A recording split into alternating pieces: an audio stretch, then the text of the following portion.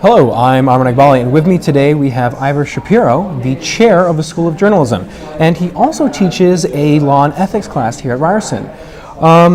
Today you had Doug Ford come into your class this morning.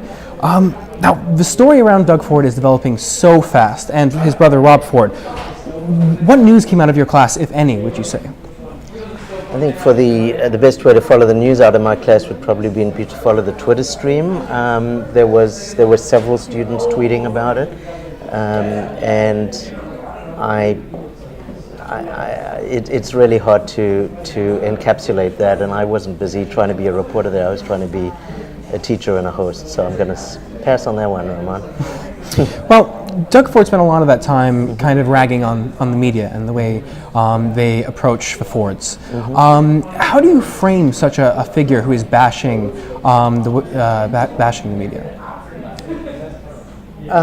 As one side of an interesting story, I guess. Let me put this in context. This is a media law and ethics class. We deal with issues of libel, we deal with issues of privacy, we deal with issues of fairness in reporting, allowing people responses, how to deal with situations of deception and so forth, and of course, very prominently, the ethical duty of journalists to hold politicians and others in power accountable and put the truth before the public, communicate to people the information they need to be citizens, to make the most of their citizenship.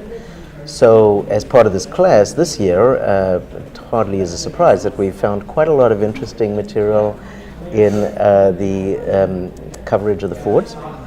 And among our guests for this course have been Greg MacArthur from the Globe and Mail, whose investigation of Doug Ford's background with drugs was one of the issues that we took a lot of interest in.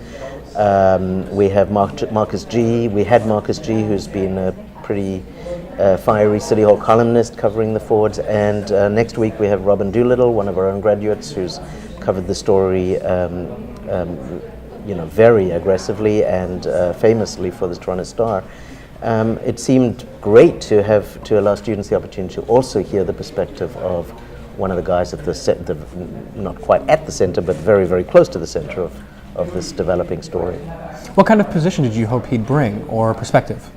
Well, the perspective of, we routinely try to have someone speak to students about what it is like to be on the subject or source side of journalism. At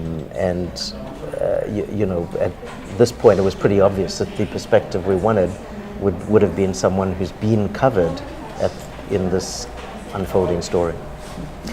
And what do you hope that students have learned from bringing him in? You'd have to ask them. There's also the fact of how the media have been treating the Fords over the last few days, and that was one of the things that Doug brought up repeatedly. How do you think the media have been treating the Fords in the last few days? In the last few days, the last few weeks, the last few months,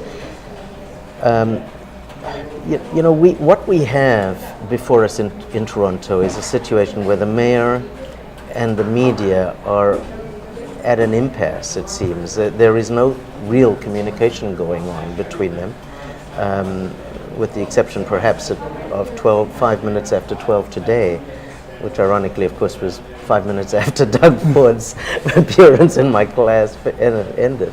But generally speaking, they don't talk to one another. And so the media have to do their work in the absence of a response from the mayor and from his entourage and from his people and from his brother. That was one of the points that many students made to Doug Ford today, again and again, in the conversation that they had. Was, implicitly in the conversation was, how different might all this have played out if the mayor and his brother had actually been responsive to media requests for information or for comment since this city's administration began. We'd have a very different dialogue going on about the mayor and the coverage of the mayor if that had been the case. The mayor makes a lot of, and Doug Ford makes a lot of, the way in which media follow them everywhere, and try to catch them off guard in some place where they might get a comment or a quote. And you know, this might be a fair comment if it weren't for the fact that the Fords have, in my opinion, shut out the media from the more standard ways of gaining a comment on what's going on. Thank you, Ivor, so much for your time. It's been a real pleasure to see you. You're welcome. You're welcome. That's it for the Ryersonian webcast.